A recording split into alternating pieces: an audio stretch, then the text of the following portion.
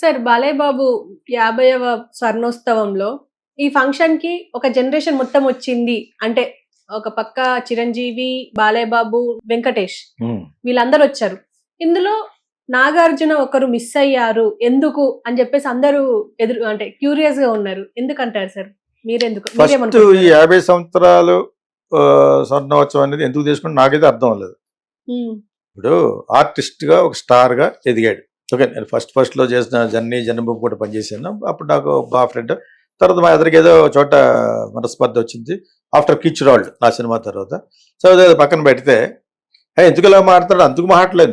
నేను జనరల్గా అతని యొక్క బిహేవియర్, అతని షూటింగ్ లో బిహేవియర్ వింటాం కాబట్టి, సినిమాలో ఫీల్డ్ లో మెయిన్ గా ఉన్నాం కాబట్టి మాకు తెలుసు కాబట్టి దాని గురించి ఎందుకు ఇలా బిహేవ్ చేస్తున్నాడు, అహంభావం ఏంటి, అదేంటి అని చెప్పేసి అందరూ అడిగినప్పుడు నేను సమాధానం చెప్తాను అంతే.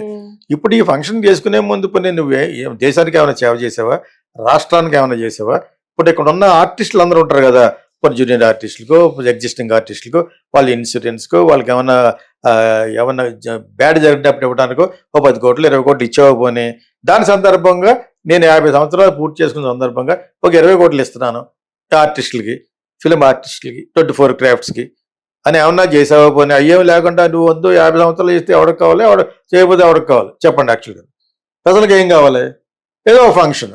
ఒకప్పుడు దాసరి నారాయణరావు గారిని వీళ్ళందరినీ తిట్టేవాడు, స్టార్లు డేట్లు ఇవ్వకపోయినా వీళ్ళతో డేట్ నేను కొత్త వాళ్ళతో చేస్తాను. అలా చేసాడు, కొన్ని చేసాడు, కొన్ని బాగా ఆడి, కొన్ని బాగా ఆడలేదు. ఆ కోపంతో ఇంటికి వెళ్ళి ప్రెస్లో పిలిచి అరే నువ్వు రాయిరా ఏలేడు ఆర్టిస్టులు కాదు స్టార్లు బొంగు నేను ఆడుతూ చేస్తాను ఏదో చేస్తాను. అలాగే చాలా సినిమాలు తీశారు. శివరంజన్ లాంటి సినిమాలు, స్వర్గం నరకం లాంటి సినిమాలు, సంసారం సాగర్ లాంటి సినిమాలు, చాలా సినిమాలు తీసాడు. అన్న హిట్ చేసాడు, కొన్ని పోయినాయి. ఓకేనా? ఇదే స్టార్లో చిరంజీవి అంటే పచ్చగడేస్తే బగ్గుమండిది, ఇద్దరు పడదు, ఇద్దరు కాపు అయినా కూడా పడదు. సో పడదంటే ఇతను అడిగినప్పుడు డేట్లు ఇచ్చేయాలంటే ఆయనకి ఇతని రేంజ్కి సరిపోయేది కాదు. చిరంజీవి ఒక లెవెల్కి వచ్చేటప్పుడు ఇతను కొంచెం యాంగ్రీ యంగ్ మ్యాన్ టైప్ క్యారెక్టర్స్లో అతను బాగా డీల్ చేయలేడు. చేశాడు కొన్ని, బట్ రామారావు గారితో చేశాడు. మనుషులంతా ఒకటే, మంచి పెబ్బులు పులి, మంచి సినిమాలు చేశాడు. అలాగే చిరంజీవిని ఆ ఏజ్లో ఊహించుకోకపోవటం వల్ల ఒక యంగ్ లాగా తీసేవాళ్ళు కోదండ రామిరెడ్డి వాళ్ళందరూ బాగా తీసేవారు కాదు, వేరే వాళ్ళు సెలెక్ట్ చేస్తే అల్లు అరుణ్ కూడా బ్యాగ్ ఉండటం వల్ల ఆడి ఈయంతో ఆడమని చెప్పేసి డేట్లు ఇచ్చేవారు కాదు. బండ బుద్ధులు తిట్టేవాడు ఇంట్లో. రాస్తున్నారంటే ఇంట్లోనే వాళ్ళ ఆవిడ చిరంజీవిని. అదే చిరంజీవి ఏదో ఫంక్షన్ జరుగుతుంది అనుకోండి, మళ్ళీ వెళ్ళి పిలుస్తారు, వెళ్ళి అల్లు అరుణ్ చిరంజీవి డైరెక్ట్గా మీరు రావాలని అక్కడికి వెళ్ళి ఈ అంత గొప్పవాడు మాట్లాడతాడు. ఆయన పిలిస్తే నేను బాగా మాట్లాడాలనే ఉద్దేశంతో మంచిగానే మాట్లాడతాడు, మంచిగా చాలా బాగా మాట్లాడతాడు. స్టేజ్ దిగేసి 2-3 రోజుల తర్వాత మీరు వచ్చారు కానండి, మీరు డేట్లు అడగండి ఇస్తాడా ఇవ్వడం అని ఎవడు పెడతాడు, పుల్ల పెడతాడు పైన ఏడ్చాడు. వాళ్ళు ఇచ్చేది మళ్ళీ ప్రశ్న పిలుస్తాడు. ఇది జరిగింది ఆయన ఉన్నంతగా. ఇప్పుడు దాసరి నారాయణ గారి పాత్ర నేను ఆల్రెడీ 2 సంవత్సరాలుగా చెప్పాను. చిరంజీవి తీసుకున్నాడు. చిరంజీవి మరి ఇప్పుడు ఇది మెగా స్టార్ కింద లెక్క ప్రజల్లోను, అండ్ ఆల్సో పెద్ద స్టార్ కింద లెక్క, పద్మవిభూషణ్, వాట్ నాట్, ఒకప్పుడు ఎక్స్ మినిస్టర్ చేశాడు, తర్వాత తమ్ముడు వచ్చి ఉప ముఖ్యమంత్రి. By all means Chiranjeevi is wanted for Andhra people కదా. సో మన చిరంజీవిని దాసరి ప్లేస్ లో చిరంజీవిని పిలగానే నన్ను ఎందుకు పిలిచారు, బాగా మాట్లాడాలి కాబట్టి, బాగా మాట్లాడితే నాకు కూడా పేరు వస్తుంది కాబట్టి బాలయ్య ఎంత గొప్పడు మాట్లాడుతున్నాడు అని. అలా మాట్లాడకూడదని కాదు, ఆయన మాట్లాడడానికే పిలిచారు, ఆయన అలాగే మాట్లాడాడు. అర్థమైందా? ఇప్పుడు నువ్వు జనరేషన్ గురించి మాట్లాడావు. ఈ ఫంక్షన్ ఎప్పుడు రక్తి కట్టద్దంటే జూనియర్ ఎన్టీఆర్ వస్తే రక్తి కట్టను. జూనియర్ ఎన్టీఆర్ కంటే నువ్వు చాలా తక్కువ రెమ్యునరేషన్ వైజ్. జూనియర్ ఎన్టీఆర్ రాలేదు కదా, రాడు పిలిచినా కూడా. నువ్వు బాలయ్య ఎవరికి కావాలి, బాబాయ్ అయితే ఎవరికి కావాలి, రాడు. అదేందా? జూనియర్ ఎన్టీఆర్ రావాలి, రామ్ చరణ్ రావాలి, బన్నీ రావాలి, వీళ్ళందరూ వచ్చి ఆయన మాకు స్ఫూర్తిని మాట్లాడాలి. నిజంగా నువ్వు డబ్బులు ఖర్చు పెట్టకపోయినా, ఆర్టిస్టులకి డొనేషన్ ఇవ్వకపోయినా కూడా మాట్లాడేవాళ్ళు ఆ జనరేషన్ మాట్లాడాలి నీ గురించి. ఈ జనరేషన్ మాట్లాడుకుంటారు జోగుర వీర ఆయన గొప్పడు అంటే వీడు గొప్పడు అంటాడు. ఇప్పుడు ఈ సభలు ఎందుకు పెడతారు? 10 మంది మాడుతుంటే ఫీల్ అవుతూ ఉంటాడు, అని ఫీల్ అయిపోతూ ఉంటాడు లోపల అన్నమాట. Feelings of so much. So ఆ విధంగా తప్పితే ఆ ఫంక్షన్ యొక్క అర్థం పరమార్థం అసలు లేదు, అర్థం అసలు లేదు. ఆడెవడ రాశాడు తుస్సుమందని. ఇక వచ్చే ముందు అడుగుతామని చెప్పేసి చూస్తే బాలయ్య ఫంక్షన్ తుస్సుమంది పోతే ఏం చేస్తలేదండి, నువ్వు ఏం చేసావని. అందులో ఆర్టిస్టులు అందరికీ 24 క్రాఫ్ట్స్కి ఒక 24 crores ఇస్తున్నాను అన్నావు అనుకో, ఇవ్వక తగ్గ వాడే ఒక్కొక్క సినిమాకి 20 కోట్లు 30 కోట్లు తీసుకునేవాడు ఒక సినిమా రెమ్యునరేషన్ నేను 24 క్రాఫ్ట్స్కి ఇస్తాను, దాని మీద వచ్చే వడ్డీ అంతా కలిసి మీ శ్రేయస్ కోసం ఇస్తున్నానని అనాలి.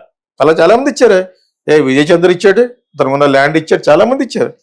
వీళ్ళు రారు, వీళ్ళకి ఇచ్చే వాళ్ళలో ఉంటారు, పుచ్చుకునేదాన్ని ఉంటారు వీళ్ళు.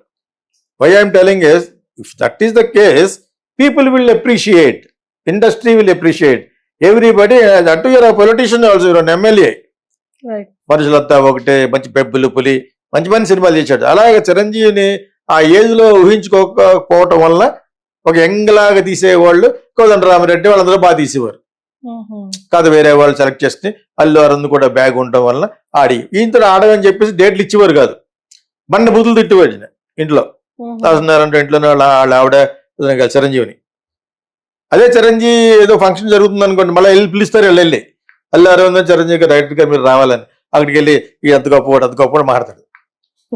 ఆయన పిలిస్తే నేను బాగా మాట్లాడాలనే ఉద్దేశంతో మంచిగానే మాట్లాడతాడు, మంచిగా చాలా బాగా మాట్లాడతాడు. స్టేజ్ దిగేసి 2-3 రోజుల తర్వాత మీరు వచ్చారు కానండి, మీరు డేట్లు అడగండి ఇస్తాడా ఎవడో అని ఎవడు పెడతాడు, పుల్ల పెడతాడు పైన ఏడ్చాడు. వాళ్ళు ఇచ్చేది మళ్ళీ ప్రశ్న పిలుస్తాడు. ఇది జరిగింది ఆయన ఉన్నంతగాను. ఇప్పుడు దాసనారాయణ గారి పాత్ర నేను ఆల్రెడీ 2 సంవత్సరాలుగా చెప్పాను. చిరంజీవి తీసుకున్నాడు. చిరంజీవి మరి ఇప్పుడు ఈజ్ మెగా స్టార్ కింద లెక్క ప్రజల్లోను, అండ్ ఆల్సో పెద్ద స్టార్ కింద లెక్క, పద్మ విభూషణ్, వాట్ నాట్, ఒకప్పుడు ఎక్స్ మినిస్టర్ చేశాడు, తన తమ్ముడు వచ్చి ఉప ముఖ్యమంత్రి. By all means Chiranjeevi is wanted for Andhra people కదా. విత్ ఆల్ దీస్ టుగెదర్ నువ్వేం చేసావని ఆర్టిస్ట్గా చేసావు, బాలయ్య బాబు అని పేరు తెచ్చుకున్నావు. It's good for you, for your fans. నేనే చాలాసార్లు చెప్పాను, బాలయ్య మూమెంట్ అనేది ఒక జై బాలయ్య అనే మూమెంట్ పట్టుకొచ్చిందే ఇతని యొక్క సినిమాలు. అవి సెన్సిబుల్ నాన్ సెన్సిబుల్ అని మీరు నిర్ణయించుకోండి, మీ విజ్ఞతగా ఉద్దేశం. ఇలా కొట్టగానే మొత్తం భూమండలం అంతా కదిలిపోయేటట్టు తీస్తూ ఉంటారు వాళ్ళు, అంచేత అవి మీరే నిర్ణయించుకోండి. కానీ బట్ జనరల్లీ నేను దాంట్లో మీద కామెంట్ చేయదు. కానీ బట్ ఇక్కడ నువ్వు ఇండస్ట్రీకి ఏమన్నా చేసి ఉంటే డెఫినెట్గా I mean it what I'm saying ఇది, then that should have been a very super hit function. రూపాయి ఇవ్వకుండా ఊరినే ఒక ఫంక్షన్ వాళ్ళు తీసుకుని చిరంజీవి వస్తే గొప్ప మాడతాడు.